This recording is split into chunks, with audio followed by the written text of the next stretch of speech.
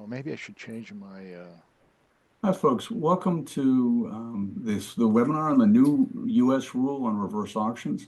My name is Christopher Eukins. I'm a professor in the Government Procurement Law program at George Washington University Law School. Welcome to this, which is the latest in our series of webinars on public procurement and reform.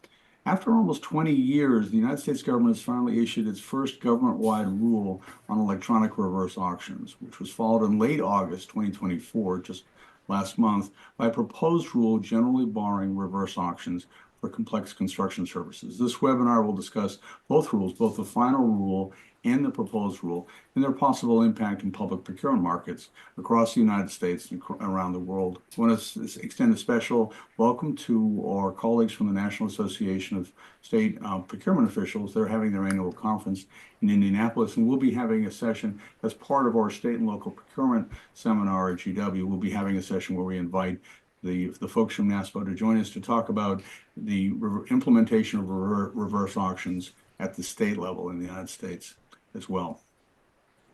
The recording the materials from this program are available at Public Procurement International. We'll have questions and answers, Q&A, during the course of the session. Please feel free to post your questions in the Q&A. Just a reminder, the speaker statements are in their personal capacities, and the background materials are on the program page for this program at publicprocurementinternational.com. We have a special program page set up with resources that we'll be referring to over the course of today's session. Today is an important day in our history, so a remembrance for September 11th. If for those of you, we have a lot of guests from around the world, and if you're visiting the United States, we strongly encourage you to visit the September 11th Memorial, New York. This is an aside. One of our guests was actually the work that he did, David Dramkin did, helped strengthen the Pentagon building. So he helped save lives on September 11th. So it's still part of our history. So today's webinar has over 300 registrants from 51 countries. We're really so gratified to have so many people participate from around the world and from 38 states. So from over 2/3 of our states here in the United States. We're really glad to have you all join us. So going through our panels, Gianluigi Albano, and Gianluigi and I were in South Africa last week talking about their new procurement law. It's always a delight to have him. He's a senior manager with Concept, the Italian government's centralized purchasing agency. He wrote his doctoral dissertation on auction theory, helped design a European Union-wide public auction mechanism on behalf of the Italian government. He'll be teaching a course on auction theory at LUISS, a leading university in Rome. So and Gianluigi, you'll see it over the course of the session, has an really wealth of practical and importantly theoretical understandings of reverse auctions, which he'll be adding.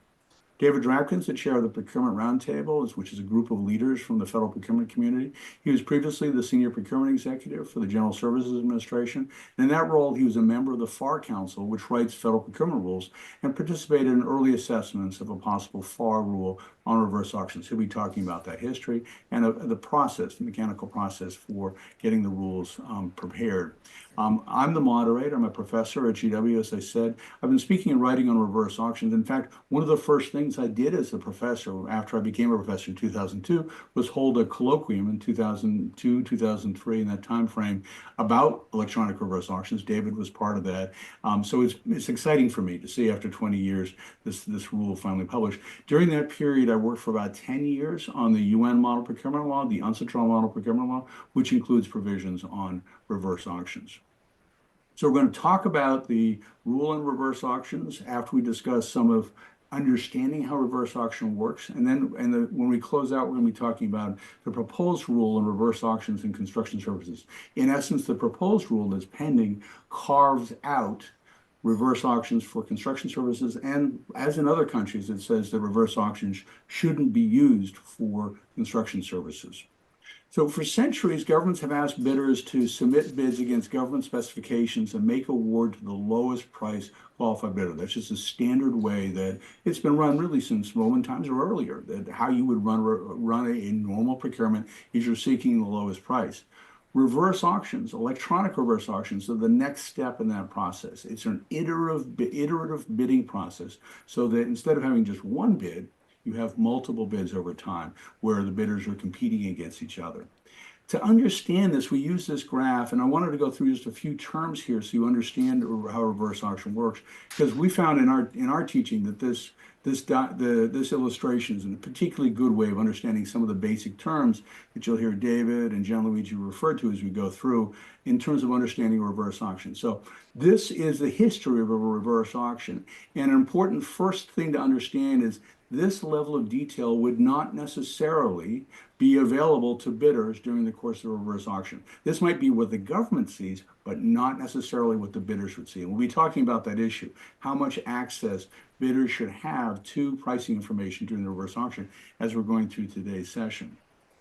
The historic price is what is the price, and this is very common in, for instance, the OECD wrote a famous report about a coal auction in Mexico. And Mexico is a colleague of ours helped put this together. Max Kaiser had experienced a historic price above $100 a ton, and they could not, through any other competitive means, force the coal transportation companies that are providing the coal to get that price below $100 a ton. So they ran a reverse auction like this one. And here you can see the historic price is marked here in purple. And then you see the initial bids here are bids above that historic price, because that's what the contractors are used to. That's what the vendors are used to, staying above the historic price. In essence, they're reaffirming that price lock above the historic price.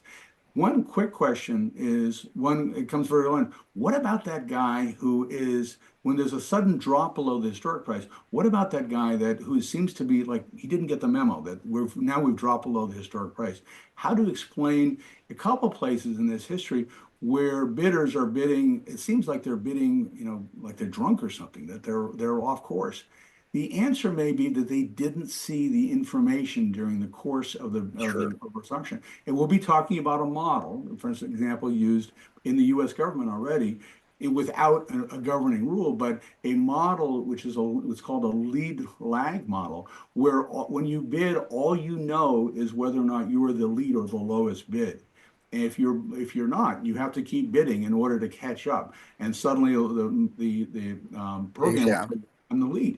So that lead lag approach gives much less pricing information to the bidders, and we'll talk about the benefits of a more careful approach to price disclosure during the course of a reverse auction. Here now you see the pattern here. They drop below the historic price. The reserve price is the price above which the government will not make a purchase. And the government discloses that ahead of time and says, if you don't go below this price, we're not going to make a contract. So they have an incentive then to drop, but you see they're still dangling above that reserve price, which itself is an interesting question. Why would market participants bid at a level that they know there's no way they're going to win? In the simple phrase, if you allow me, there is a very, I would say, well-established explanation and dynamic auction why this may happen. So if you announce, as in this case, a reserve price, but at the same time, you also announce you put there a scheduled closing.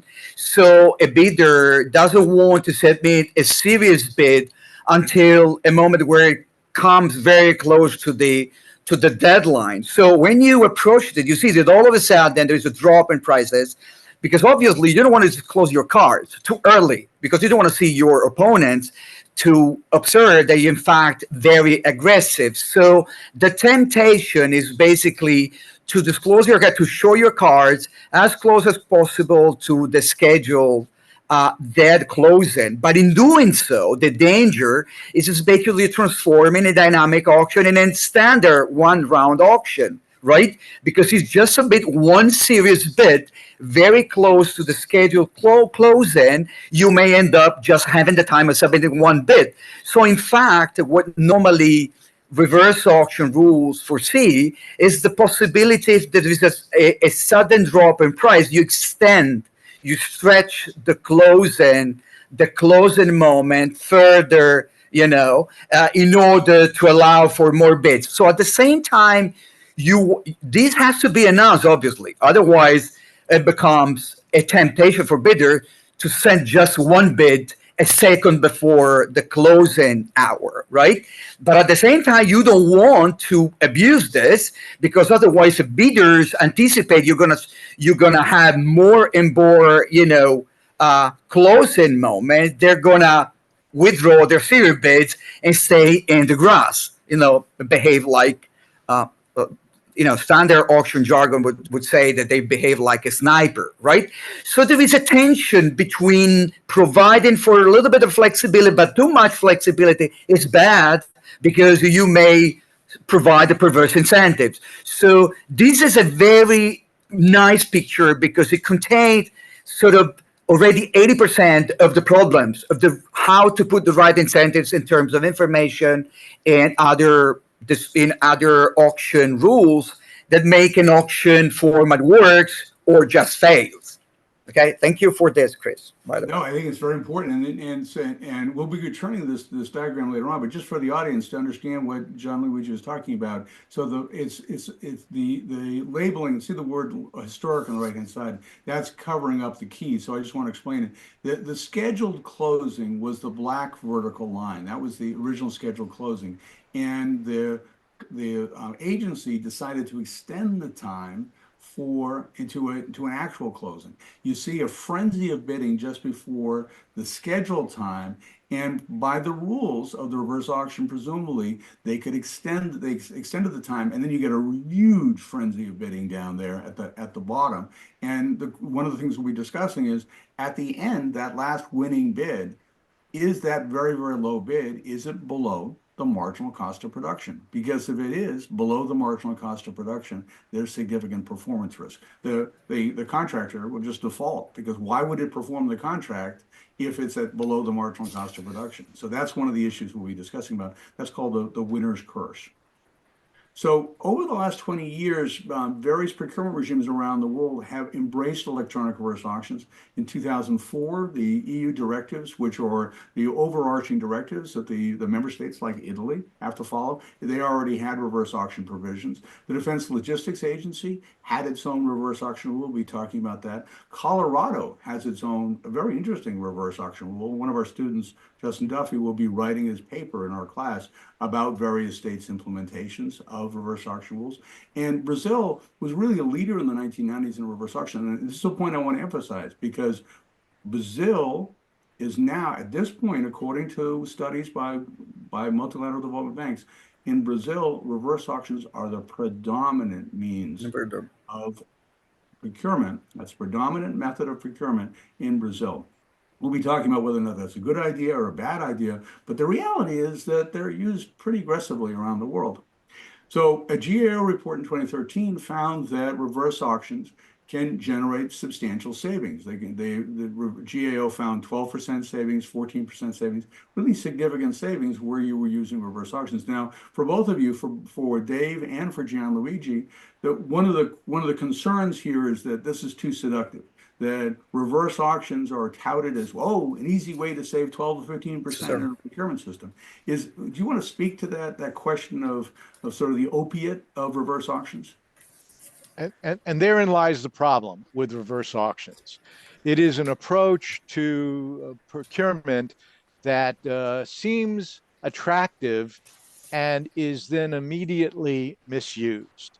Well, we'll get to it at some point this morning, but reverse auctions were initially an industry initiative used to buy commodities, coal, electricity, oil, spot markets, and to drive the price down. It was not used by industry initially to buy anything more complicated, like computers or phones or whatever. And unfortunately, at least in the US federal government, when somebody uses a strategy, a methodology for running a procurement, and it's successful, all of a sudden, everybody thinks you got to use that methodology for everything without an analysis as to, one, what savings is really available, and two, how do you make sure that you control things like quality and performance histories of the sellers. And I know we're going to talk about that later. And those things aren't insurmountable, but it poses a challenge to the system if you're one of the people, like I was at GSA, responsible for making sure the system functioned and that our end item users in the government got the goods or services they want to buy. And by the way, some people have tried to use, for example, reverse auctions to buy services, which in my mind is still nuts. Good idea. So we have so everybody has this background as well, that we have registrants today, both from the state of Georgia and the nation of Georgia. And the nation of Georgia actually applied reverse auctions to everything in their system. And then what happened, following up on Dave's observation, there was an interesting response, and Transparency International did a study of this. It's all available on the web. The individual agencies like the Defense Ministry pulled out of the system because it was a reverse auction system. It was forcing everything through this channel of reverse auctions. And as Dave points out, reverse auctions are inappropriate for certain types of purchases. John Lee, Sure. would be fair to I, say. I was just there something about saving. So the temptation of kind of her behavior, like there is a leading organization, and all of a sudden all of the folks follow. It sort of makes everything more difficult because you're unable to separate with the good practice from the bad practice. So as soon as you start having problems, then it's the wheel gets reversed. So every time it steps back, and you stop using it. So the point is, my Latin ancestors would have said, you use them cum grano salis, with a little bit of wisdom. So make sure that you understand why it does work.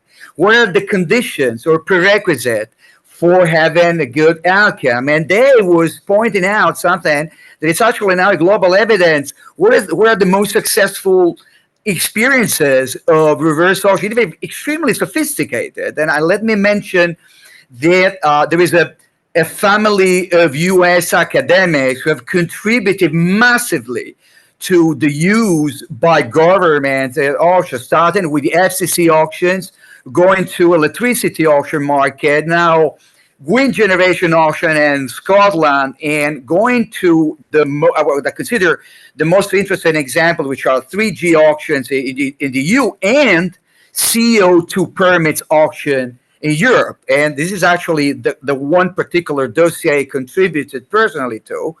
And what is the common thread all over it? It's exactly what they were saying. We're talking about CO2, oil. Let's not forget that the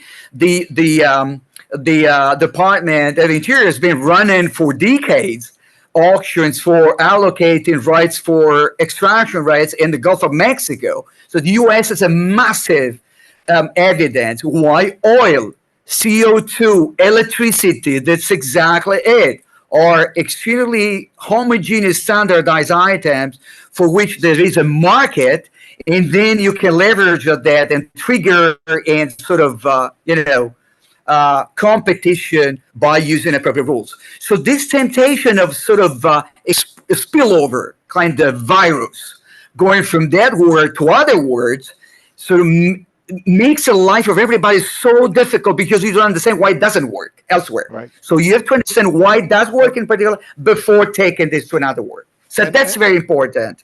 And let me modify my comments earlier just a little bit. There's a difference between using reverse auction as a pricing tool as part of an overall procurement and using it as the only tool for making a purchase. And I absolutely believe that for buying commodities, the CO2, the oil, coal, electricity, reverse auctions are an excellent way of making those purchases and reducing the price the government ultimately pays for those things. And so really it's something that has to be addressed as part of the acquisition strategy when, at least in the federal government, you begin looking at how you're going to buy something. So I just wanted to clarify for the audience so Dave's talking about policy concerns, Gianluigi is talking about economic concerns, economic theory that can inform how you frame a reverse auction. And the audience members are going to be gripping their heads and say, wait a minute, we thought this webinar was about a rule, but here you're talking about all these theoretical issues that should come into a reverse auction. That's the point of the webinar, that there are very serious economic and policy concerns that should inform the rule, because the rule is what's going to guide the contracting officials who are floating a reverse auction. The rule has to reflect these economic and policy concerns, and as we'll see in a few minutes, unfortunately, it doesn't. And to Michael, who's asked the question, what is a reverse auction? I encourage you to read the final rule, the final FAR rule, which has in it a description of what a reverse auction is from the perspective of the federal government, which is not the only perspective, because clearly many of our colleagues in state and local government and from foreign countries have a slightly different take on what a reverse auction is. And one other point I would make, and I failed to make to begin with, is in the US government, up until 1994, it was prohibited to have an auction of any kind. It was specifically prohibited by regulation. In 1994, as a result of FASA, the Federal Acquisition Streamlining Act of 1994, we eliminated the prohibition against auctions. Dave raised in his reference to the definition of reverse auctions, raised a subtle but important legal point. There's a definition of reverse auctions in the final rule, became effective on August 29th. On the same day, a proposed rule regarding construction services we'll be talking about was published, and it has a slightly different definition of reverse auctions. And the question is, which will prevail? Hopefully the latter one. That in turn leads to a broader question, which is, as we'll be seeing in this discussion, there are major problems with the final rule that covers all reverse auctions. Could the pending rule on construction services be used as a vehicle for fixing some of those problems? Because there's definitely an overlap between the two rules. I just want to quickly talk about this 2018 report, and what we talked about this in our prep, that what lies behind this is that there was, so in a third of the auctions, you only had one bidder, or you had multiple bidders only giving one bid. What lies behind this is that these reverse auctions, which are really being done at the margins of the procurement system, and were not governed by an overarching rule. So that Gianluigi understands that these auctions, by and large, were ones that were specially constructed. So you would have two stages. The first stage would be, let's say, a fight between Apple and Dell, going down, and then Dell would be the low one and say, hey, I won the reverse auction, right? I get to sell the laptops. The answer is no. In stage two, the agency, through the reverse auction provider, the agency would reserve the right to choose the Apple instead because they liked it better. So after a while, Dell would just, and I'm using Apple Dell as conjectural hypothetical. They're not real examples, but Dell just wouldn't show up for the future auctions. That's why you had this weird breakdown, because the price wasn't really tied to the ultimate award. And I'm not sure that's sustainable certainly under the definition in the proposed rule. Gianluigi, do you have a comment on that approach? Well, this is the idea of looking at competition today is very attractive, very myopic. You know, so what you're pointing at is a sort of I would say, an abnormal phenomenon. But there is even more. Even if you went with something that looks like attractive, you have to keep in mind that in the future there will be more an auction. So the auction design should be inspired by this idea that there might be a compromise between triggering competition today and safeguarding competition tomorrow. So you want to keep the supply base, or economists will call them, the set of potential participants, kind of intact and populated over time. So there is this dynamic dimension, which is not the dynamics within a single auction, but it's the over time. You need to keep this in mind, and especially when you use auction in markets where there are very low margins, etc., you may end up triggering competition today, which sounds very nice, looks very nice, and then you're going to kill participants tomorrow. And it's something that public procurement practitioners are not used to consider. What happens tomorrow? The safeguard and supply base is fundamental in many markets. From my experience, I'm borrowing from Italian experience, especially in healthcare procurement markets, there's a temptation of ripping, profits out of the pockets of the big guys, which are multinational, global, nasty guys. But at the same time, these are the only guys in the market. So if you, for instance, you give the whole contract, a sizable contract, to one guy and all others go away, tomorrow you will be observing only one guy bidding, which is exactly what you have found, what you pointed in emphasizing that slide. So again, the compromise for auction rules for competition today, but at the same time, auction rules to make sure that I'm not killing potential competition tomorrow. And I'm real upset. I'm sorry. I'm real obsessed with this because procurement is a dynamic game. It happens over time. So we have to look ahead of us, not only at what happens today. Right. And at the U.S. federal level, this administration, the Biden administration, has made a policy decision to drive greater participation by businesses in the federal marketplace, and using a procurement technique, which would reduce the participation by businesses, is inconsistent with that policy objective, which is, again, to bring in more businesses to do business with the U.S. federal government. Just to follow up on both these points that were made. One is, as John, Luigi, and David are pointing out, this is a key aspect of procurement markets is the repetitive markets. They're repeat players over and over again. And that's an important part of understanding how the rules have to function. The second thing is opportunity costs.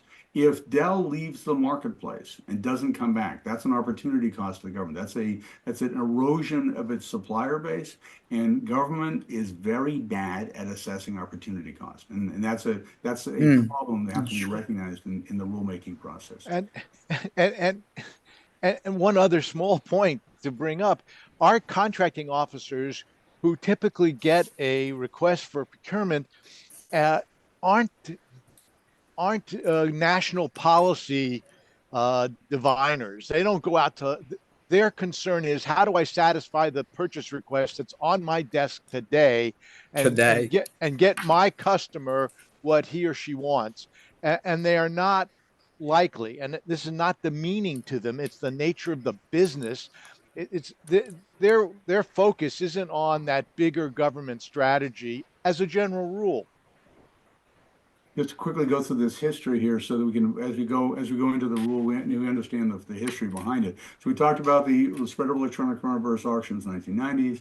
E-Director in 2004. Actually, Ralph Nash wrote an article in 2004 calling for this rule. So 20 years, we've been waiting 20 years from that rule, from his article. 2009, DLA publishes its rule on reverse auctions. We're talking about the UNCITRAL model law, published in 2011, has reverse auction provision. GAO published two reports, one in 2013 and one in 2018. The 2013 report noted that more guidance was needed on reverse auctions. Congress, this is important, Congress in 2014 called for reverse auction guidance. That call for guidance for rulemaking in 2014 wasn't fulfilled until 2024. And in fact, the GAO report in 2018, drew a link between that 2014 statutory requirement for rule and the rulemaking we're in right now. The OFPP issued guidance in 2015. It's linked on the program page. It's an important complement to the final rule. You really need to take a look at that OFPP guidance as well, and we'll be referring to it. 2018 GAO report. 2021, Congress called for a rule on construction services auctions, walling them off. There was that, nothing happened on that until last month, August 29th, the proposed rule was finally published. So 3 years wait for that proposed rule. The general proposed rule was published in 2021, but the final rule also waited for 3 years. We didn't get a final rule, the one that we're discussing today, that covers reverse auctions in general, until 2024. The same day the final rule was published, the proposed rule regarding construction services was published on August 29th. So, John Luigi, have reverse auctions been adopted more broadly in public procurement markets around the world? I mean, there's been, it's a kind of, as always, it's a fashion waves. I mean, I personally advised the European Commission in observing a wave like this one, I would say around 10, 15 years ago in Eastern Europe. And this was driven mainly, bear in mind, this is going to be a very important point. I know you're gonna pick this later, Chris.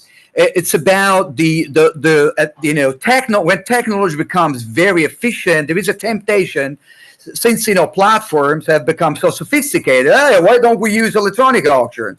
Because we have a platform. So you see, it's not the thinking, or what David was pointing out, the idea of market features, but it's technology. It's so easy, it's so cheap to have a platform running for 2 hours. We can run very fancy reverse auction. We're going to use it.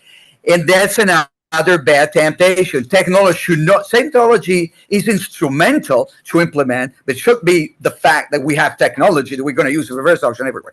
And unfortunately, this has been the case in many countries, I would say mostly in Eastern Europe. And if I borrow from my own experience, I have to say it went the other way around. So it's going to be a little bit of self-criticism. Actually, we thought, I mean, the Italian government centralized procurement organizations, almost 20 years ago, they started using some reverse auction. But at that time, the sophisticated, the technology was not good enough. So in fact, they set aside, my colleagues at that time set aside the possibility because they were not helped by technology. So they were basically making the decision based on the wrong rationale, not the good one, but they ended up not using it. And in the last 18 years, which corresponds to my experience here, and we've tried basically to pursue the idea that in order to get more and more sophisticated contracts, actually we had not to use electronic auction, which is completely compatible with what Dave was saying. As you move toward concept in which what is really important, equality, identity of bidders, so on and so forth, and you want to really get very sophisticated solution, so reverse auctions are not the way to go. So it's the other way around. Okay, very, very short summary, but I would be happy to provide more to those who are interested on this.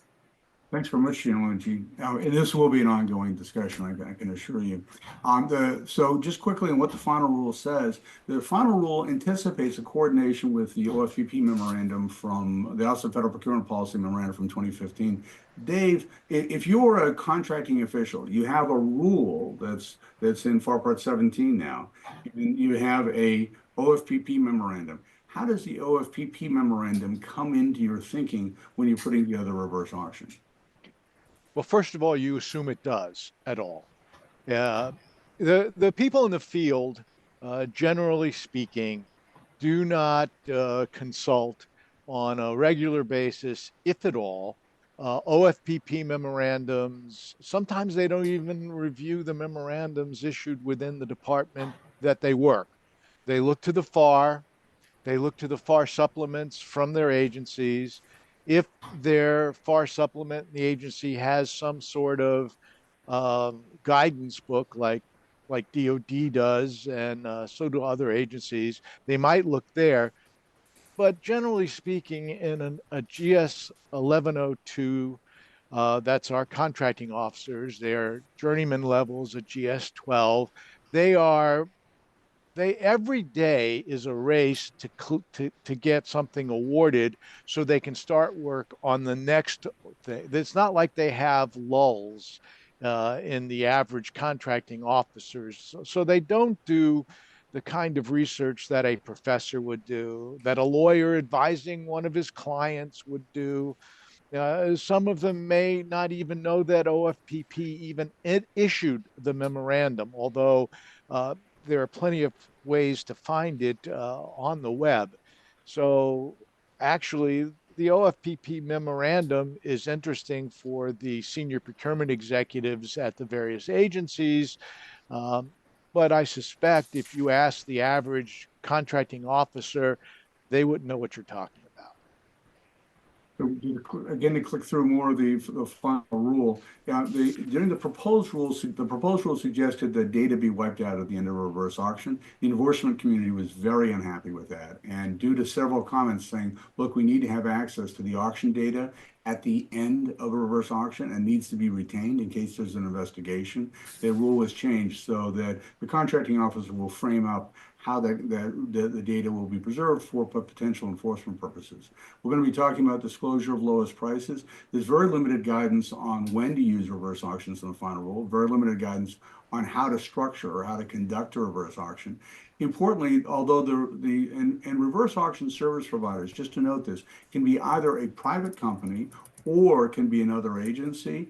The private companies pushed in the comments to be allowed to push out bidders that aren't complying with the private service provider's rules. And the final rule says, no, that's a decision for the contracting officer to make, not for the service provider to make.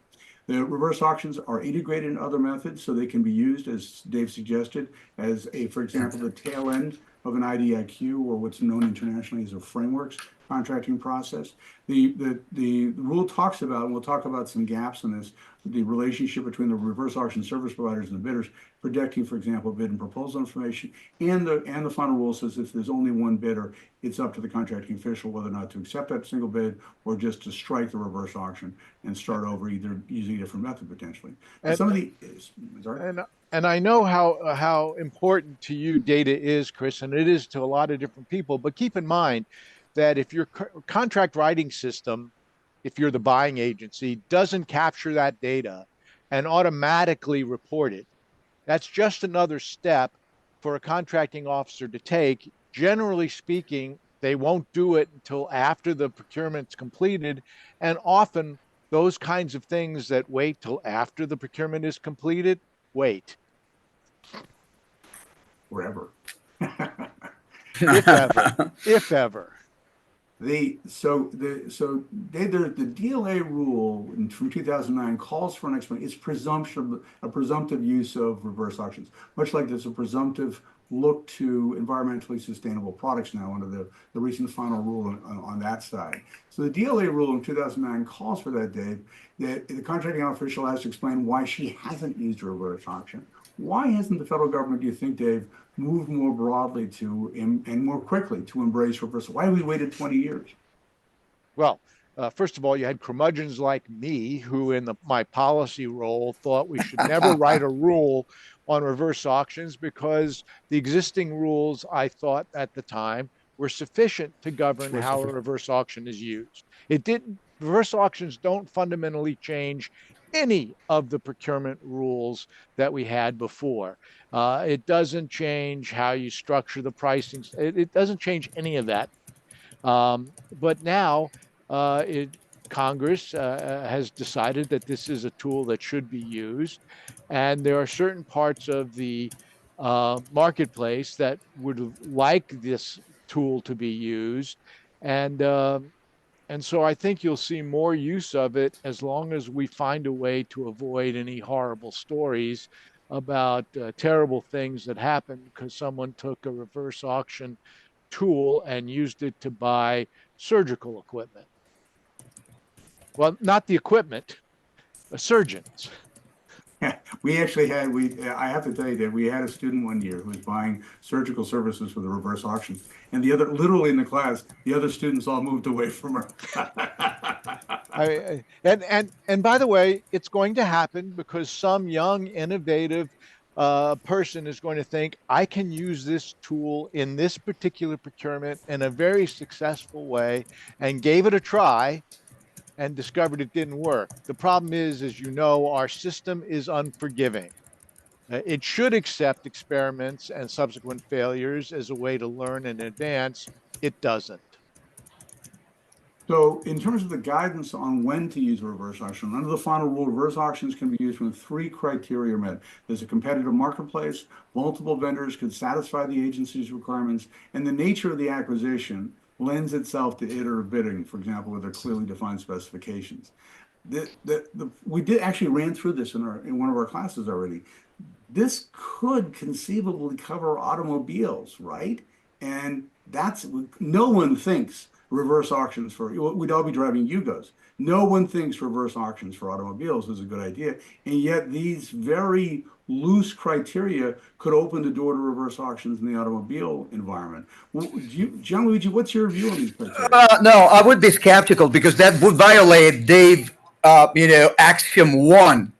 So there is a competitive marketplace out there, but this is a market with very heterogeneous solutions. So unless you want to standardize the model you want to buy, and unless you want to think of government purchasing strategy as if we were in Soviet Union in 1970s, you fix the bulky 3-ton car with 4 windows and that's it, and then you go for price. I would like to think about the possibility of considering many characteristics, or let alone all post-purchase services. And so I would never consider, to be honest, I would never, ever advise any country, obviously including my own country, to use reverse auction for vehicles or, be them, automobile, like trucks or whatever. So this exactly, competitive market exists, but very heterogeneous solutions. Actually, the more we're increasing the number of solutions. It's a market becoming more and more a niche market where the tens of different solutions. I don't want to think of is a procurement producer that actually pushes towards a standardization of solution, like in CO2, which is one thing. It's molecule, right? Molecule, CO2 is the same, believe it or not, in Italy, in US, in Canada, and in South Africa. It's always the same. Quantities vary, but it's still the same molecule. But our system, at least in the United States, for a very long time, used to take the position that the government end item user was only entitled to the absolute minimally responsive item or service. And so the idea of buying a standard gray automobile with 4 wheels and an engine, we wouldn't buy them if it had radios in it back in the day. Those cars, seriously. I'm not talking about fancy radios. I'm talking about FM and AM radios or air conditioning. And so our approach to acquisition and delivering capability to our customers, our internal customers, has changed dramatically. And it was principally driven by the changes we made in 1994 as part of FASA, where we decided that our end item users deserved more than a pencil. They needed computers. But the question is still pending, Dave. Do these criteria, which is what's from the final rule, do these criteria tell the average contracting officer, no, don't use reverse auctions for a car? I don't see that in the rule. I hope that the contracting officer who's developing an acquisition strategy to buy a car, which, by the way, you should take that off the list. Only GSA and the U.S. federal government buys cars, except for specialty cars overseas. But pick something else, and I think the answer is, as you develop your acquisition strategy, you need to answer the important questions of what is it you're trying to acquire, what's available in the marketplace, sure. Exactly. and how would you conduct the auction? Will you be happy at the end of the auction if the only question that's been resolved is lowest price? Yes. And if not, then you have to go back and adjust your thinking about whether this is completely purchases through reverse auction, whether you do for example, a 2-step under FAR Part 14, where you do a qualifications review, and then you do pricing. So it's very inspiring, Dave. Chris, I'm sorry, but this is it's like a door opening many other doors. when you think of CO2 or electricity, believe it or not, even if you have a vivid imagination, it would be very hard to put on top of that contract other, socially related clauses. Very hard. I mean, you can do it, but you have to have a very vivid imagination, right? So this is to say that in fact you can still concentrate yourself on that particular homogeneous product and price. But as soon as you move away, you enter a world of products and services in which there are externalities that have like affecting some stakeholders. You want to enter in a sustainability world there. So the more you think of public procurement acquisition strategy as a way of, pursuing socially desirable goal, the less you're gonna look at auctions as a way of reverse auction, as a way of awarding contract, right? So it's also in the development of the way the world is going, that there are some markets in which you will never, if you are, a person with normal capacity, obviously, you will never think of reverse auction in those markets. So again, that reinforces Dave's theorem. Let me upgrade your comment as a theorem that you're never going to go outside of a quite well-defined set of commodities to do so. So you guys have really, you've anticipated, so the Army actually has reverse auction rules. The reverse auction rules spelling out when you use reverse auction, anticipate exactly what you guys have said, except for one thing. It's the fourth bullet here, procurements in which there's a well-defined supplier base. Why, Gianluigi? Why would the Army think that that's a consideration as well? Not just on the nature of the product, but looking at the actual supplier base. Why is that important? Well, I guess we're pointing towards is this idea of having a market which is stable over time. And to me, I have to be honest with you. If I think a very stable, so with very low entry and exit, this is what economists would consider. And if you have a supply base, you have all these dynamic auction, actually, this should lend itself to possible drawbacks of the competitive process. You have the same guys bidding all over again in a dynamic format. Actually might be a good thing for collusive behavior. So to be honest, the way you describe it seems to be a little bit counterintuitive. So I should talk to the Army guys, but it seems to me a little bit counterintuitive to have, especially if the number of guys is limited, they're always the same. You're using a dynamic format in which they learn a lot. It's very easy to implement collusive strategies.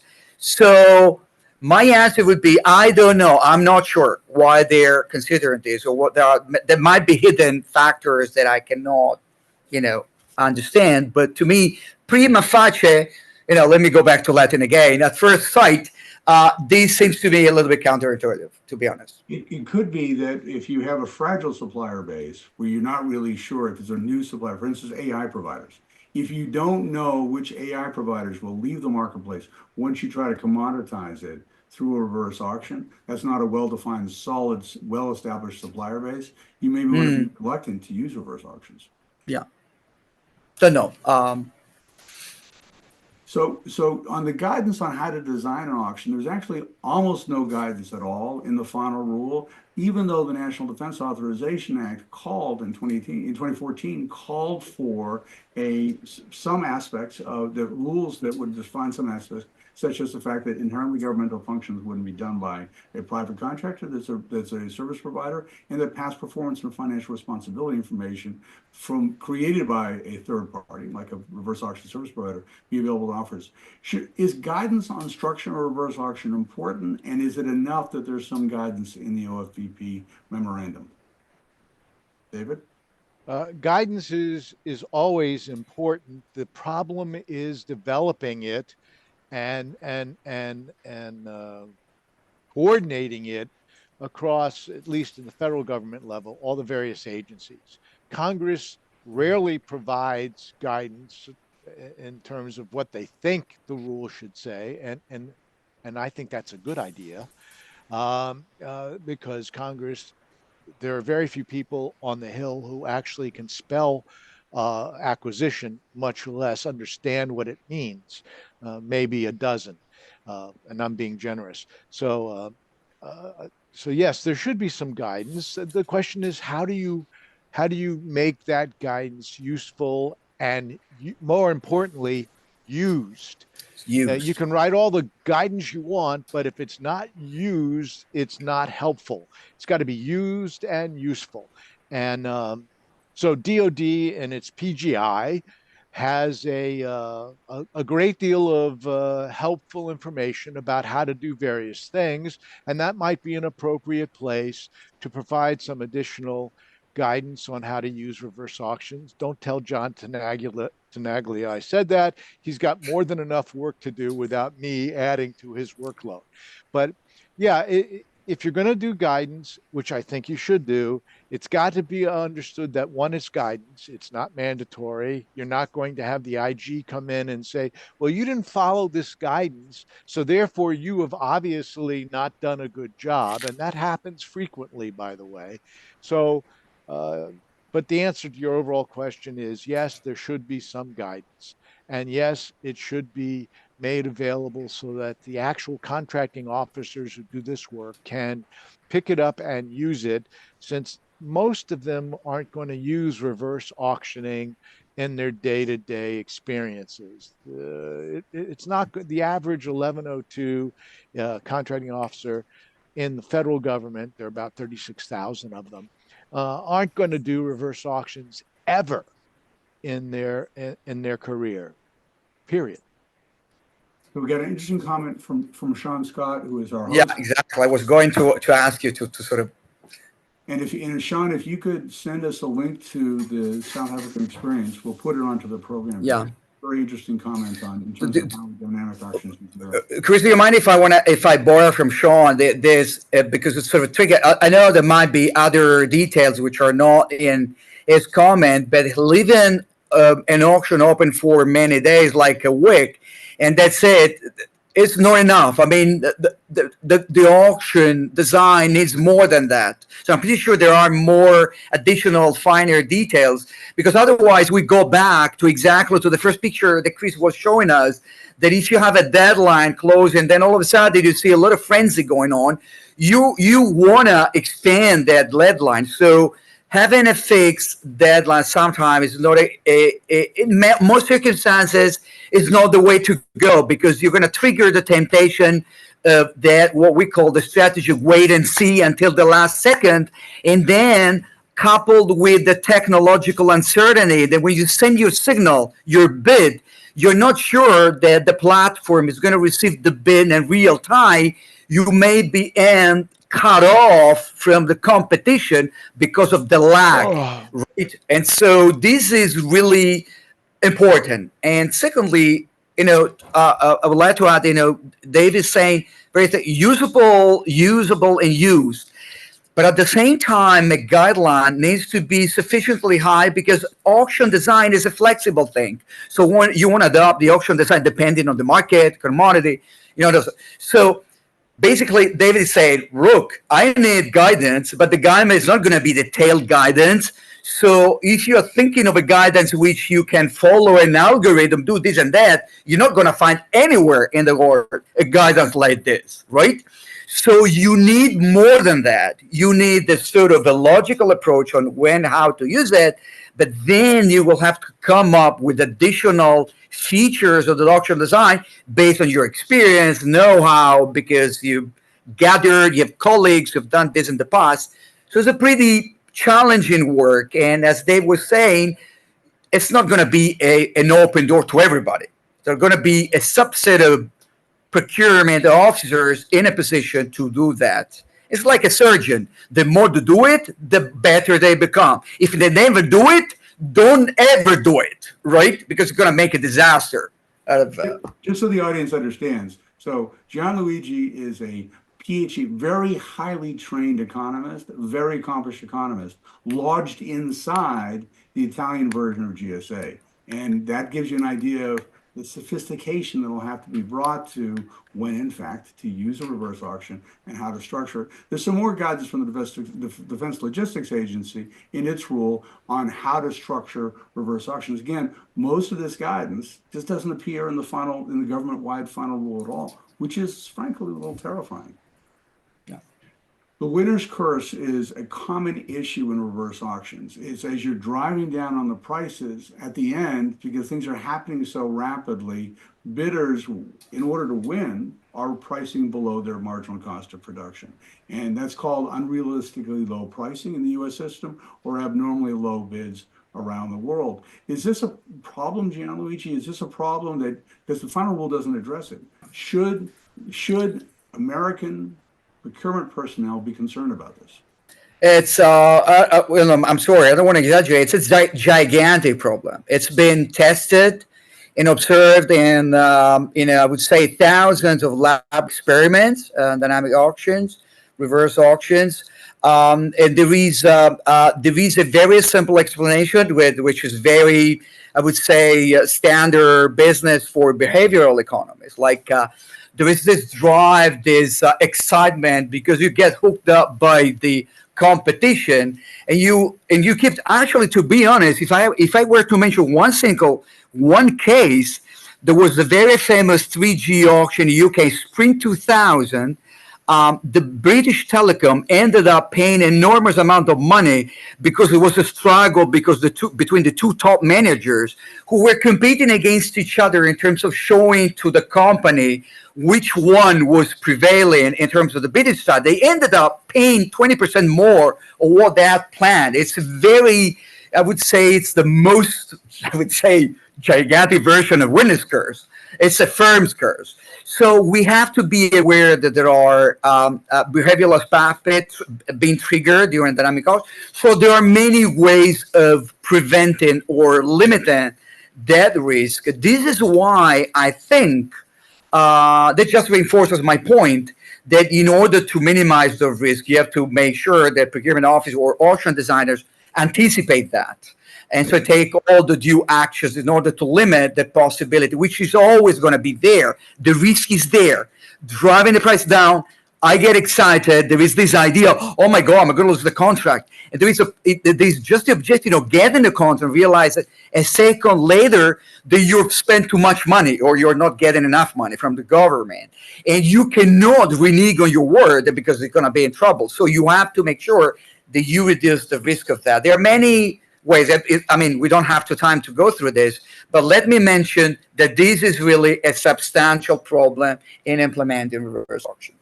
We're going to have to go a little bit over time with the audience's indulgence, so we have a few more slides to get through. Just quickly, in the UNCITRAL model, since I was part of the drafting process, when we were doing the reverse auction rule, we realized that this was such a problem. We actually drafted a separate rule on abnormally low tenders, on unrealistically low pricing, because it is such a requirement. You couldn't have a reverse auction rule without having a sophisticated rule to assess this type, among other things, to assess the performance risk of abnormally low bids. In the U.S. system, under the U.S. rule structure, the U.S. regime, under GAO case law, it's actually pretty hard, unless the agency anticipates the problem and puts something in the solicitation, it's very possible that this risk will be overlooked.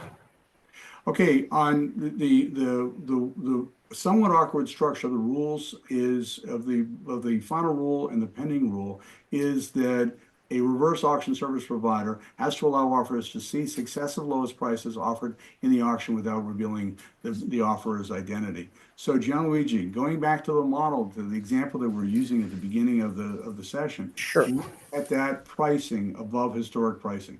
Look at that. Could that, if this were transparent to the bidders could see this during the course of the auction. Is it possible that the bidders are signaling to each other in order to preserve? And again, let me mention, all the economic literature on FCC auction. When I mentioned tens or hundreds of paper, I literally meant this. There is a massive production of papers, empirical papers showing that actually, especially during the first season of FCC auction, I would say mid-1990s, the government, economists at that time at the FCC observed very weird behavior. Bidders using the most sophisticated signaling techniques, like numbers related to location. So every single time you enlarge what I call the strategy space, so the richness of the language they can use, and the number is a language, right?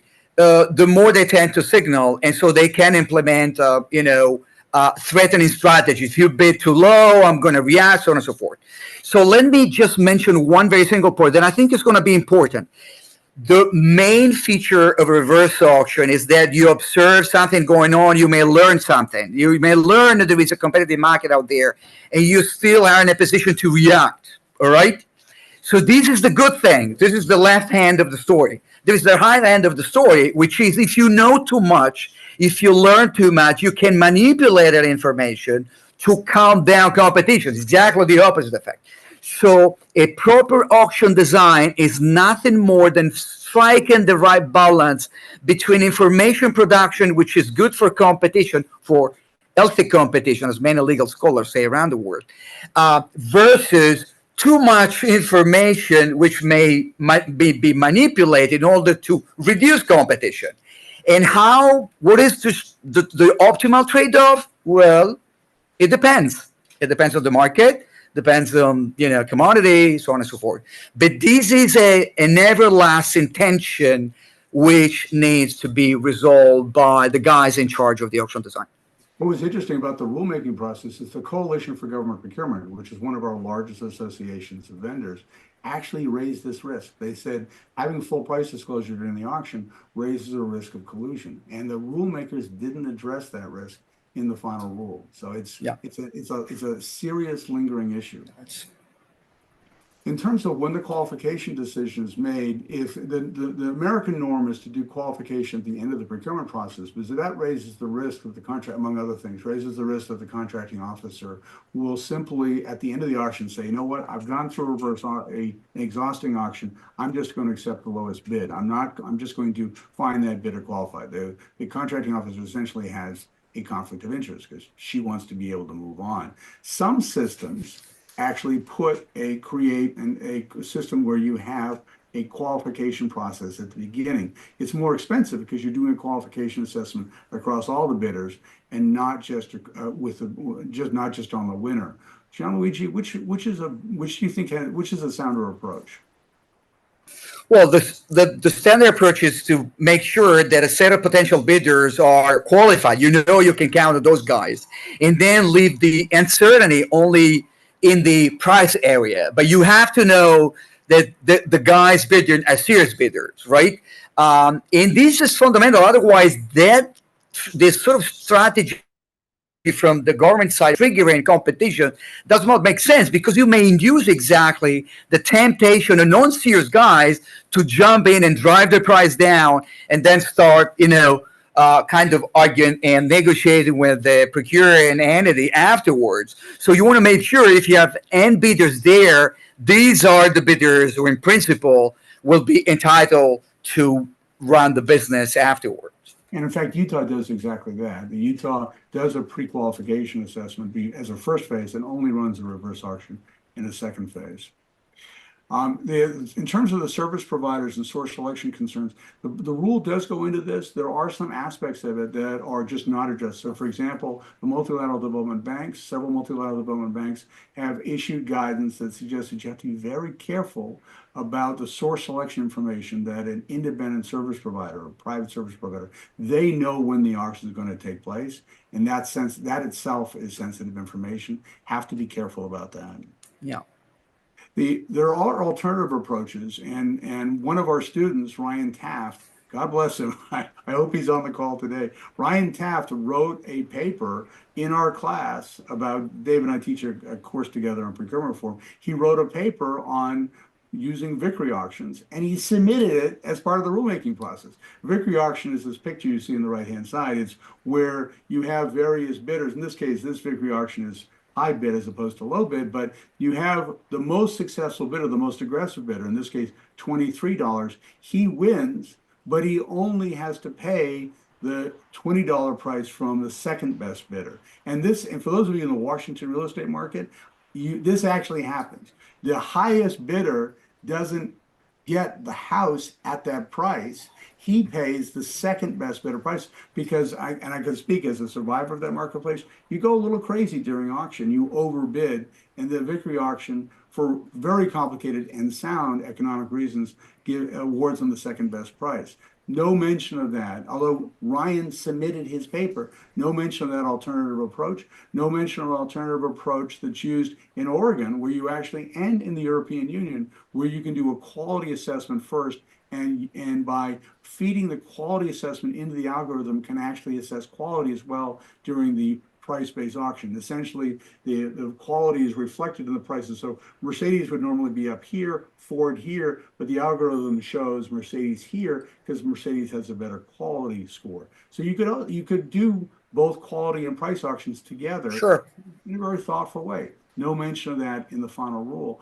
Also, no mention of this is something you see in Brazil, a government using a private reverse auction, just piggybacking into a private reverse auction for commodities. No mention of that itself either. David, do you think that the rule should speak more broadly about possible other approaches? The rule, no, I think I don't like the use of the rule. I think there needs to be some guidance that's produced and shared.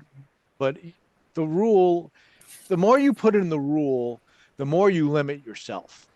Yeah. Because we aren't, as a general rule, we aren't very good at writing discretion into the rules. We're good at putting limitations in, right and left, and don't go over the limitations. But how do you use common sense? I mean, Mark Twain pointed out quite aptly that common sense isn't so common, and Dick Genman, a friend of mine from DoD days, used to say that regularly. It's not, common sense isn't common, but people need to have some understanding and ideas if you're going to use the technique, what ways to do it. And again, the IG issue is the real problem. If you write it into the rule and they don't do it, it's problematic. If you don't write it in the rule, then at least the contracting officer and hopefully his or her supervisory chain will say, hey, they use their judgment, which they already have license to do, and they made their best efforts, and it either worked or it didn't work, and hopefully we've learned something from that and we add that to our body of knowledge. Does that answer your question? It does. Thank you, David. And it's an issue that we're going to return to just a moment very briefly after Local Bright. The final rule, unlike the OFPP memorandum, is silent on sharing the pricing information across the government. So you have a reverse auction, you get a much lower price for Dell computer, and there's nothing in the final rule that calls for sharing that information so that other agencies buying Dell computers would know about it. No. That is such a tragedy. I mean, it's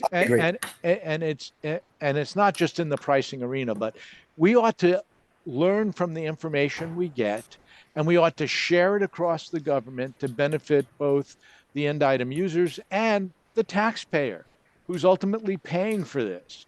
And by the way, if you talk to a company, to the supply chain manager of companies, they know they do that. They share the information on pricing with their various divisions and organizations, because they'd fire you if you were the supply chain manager and you didn't use information you just obtained about what a laptop should cost or what a bolt should cost, etc. Yeah, if I may on this. This is tragedy. This is a shame and a tragedy. Why?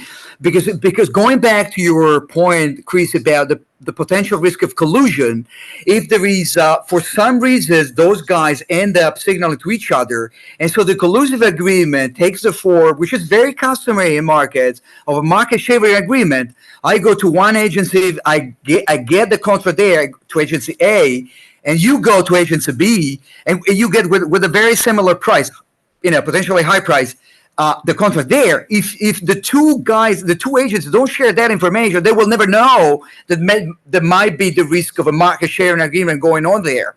So you may pretend that you get that winner and it's a healthy competition, whereas in fact there is a market sharing agreement going on there. So you need to have a way, an incentive or an obligation. I don't know what it would be the sort of better ways or more feasible ways in US to share, to have them, collect, gather information and share information so that you know, first of all, how to set reserve prices in the futures and test whether there is anything bad going on in the marketplace. So this is really crucial. So one of the things, and this is really for Gianluigi, this is a quirk in the U.S. rulemaking process. If you have a significant rule that's going to have more than $200 million impact on the marketplace, on the economy, you have to have a cost-benefit analysis done. That's under executive order. This is kind of a nerdy thing. Like, well, why? People often say, well, this whole cost-benefit thing is sort of a neoliberal thing that we should do. And there's controversy about it. In this, Yeah. I think a cost-benefit analysis would be really useful because it would force the rulemakers to say, these is where we're using reverse auctions, and this is where we would like to use reverse Exactly. auctions. These are the potential benefits. So the mechanical question is, in an $800 billion procurement market, is there likely to be more, say 1% is $8 billion. Is there likely to be more than 1% impact from reverse auctions? And I think, because $8 billion It's worth doing it. It's worth doing it. This is a no-brainer from my perspective, that a cost-benefit analysis would be very, very useful because it would map out and would give us a benchmark in the future to say, you know what, the rulemakers expected to use reverse auctions here. They're not being used here. They're not. We need a roadmap, and the cost-benefit analysis would allow for that. Okay, quickly on the Loper-Bright effect, what David and I were talking about, using guidance, using OFPP memorandum, using the final rule. Loper-Bright was a decision issued by the Supreme Court at the end of June, and we had a webinar on it. And Loper-Bright says that if someone challenges the final rule or challenges its implementation in a particular procurement, that under Loper-Bright, the courts are going to look back at the statutory direction. And the important thing to recognize is that there is statutory direction here on the use of reverse auctions. The statutory direction came in 2014 when Congress said that in 2021, Congress, in launching the pending rule on construction services, the 2021 legislation said the reverse auctions provide value for the vast majority of federal acquisitions. Congress, having made a finding that reverse auctions provide value for the vast majority of federal acquisitions, if, for example, a new entrant wants to get into a marketplace and is effectively locked out because of the methods being used and believes that a reverse auction would allow that entrant to come in, it's very possible that they might challenge the procurement method being used, saying, hey, look, if you used a reverse auction, you would be opening up the market, which is called for under the Competition and Contracting Act, and second, recognizing Congress's finding that reverse auctions provide value for the vast majority of federal acquisitions. So it's possible for Loper-Bright that we'd see that type of litigation challenging. Now, for those of you interested on the proposed rule, just regarding construction services, comments in that close on October 28th, 2024. So I just want to note that we've had a number of different questions that we've tried to address to the Q&A. We appreciate that. Please feel free to follow up with me if you have additional questions. I'm cukins@law.gwu.edu, and I can post those onto the program page as well. We again, welcome to our colleagues from NASPO.